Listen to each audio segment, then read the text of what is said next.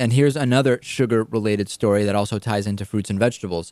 We've all heard about taxing soda, right? Essentially taxing fat, taxing the bad behavior, taxing the bad foods. What about subsidizing the healthy foods or subsidizing thin instead of taxing fat? Sean Cash, who's an associate professor at Tufts, he's also an economist, and he's worked on food taxes and how they actually influence consumer choices, had a fascinating interview with WBUR. And he was asked, what do you think of soda taxes? And he said, listen, when prices go up, you do buy less. But with soda and food and beverages in general, we don't buy a lot less. It's what is called in economics inelastic. We pay attention to price, but not a huge amount. So then he's asked, well, what about the idea of a thin subsidy? And he says, we've modeled this in research.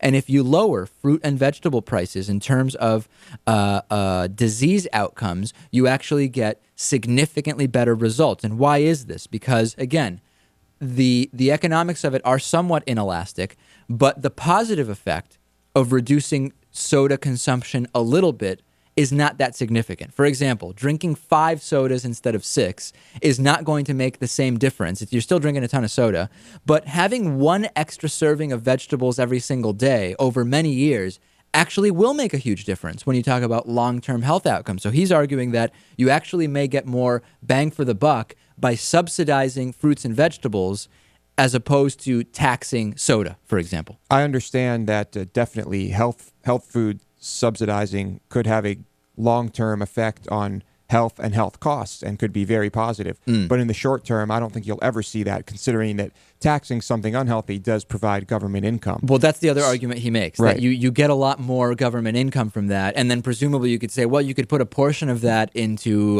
better food labeling or education or something like that. Well, let's just balance it out. Let's tax some unhealthy things. Well, you need a combination. Right, and then give subsidies to some healthy things. The other thing is, I understand that this is a huge financial thing, and people will say you're hurting farms and all this other stuff, but we really need to look at reducing, I don't want to say eliminating, I guess, because people will say it's untenable, but reducing the subsidy on corn. Because what is the reason why so many products have corn derivatives in them and that those products have the lowest price per calorie? It's because corn is so heavily subsidized, Natan. Yeah, there's no question that there's a lot of money to be saved in farm subsidies while still maintaining the safety net that they have in the case of drought and weather damaging the crops. The other day there was one of the Democratic senators from Montana who actually still operates his own family farm. He actually admitted that, we need some protections for farmers, but there is a lot of waste in the system. So if you take that and corporate welfare and you put it into lowering prices for fruits and vegetables and taxing some of these bad foods, bad items, then I think we're on the right track. I think so. All right, let's take a break. Coming up next, Brad Friedman from Brad Blog. We'll talk about Republicans rigging the 2016 election. Great interview.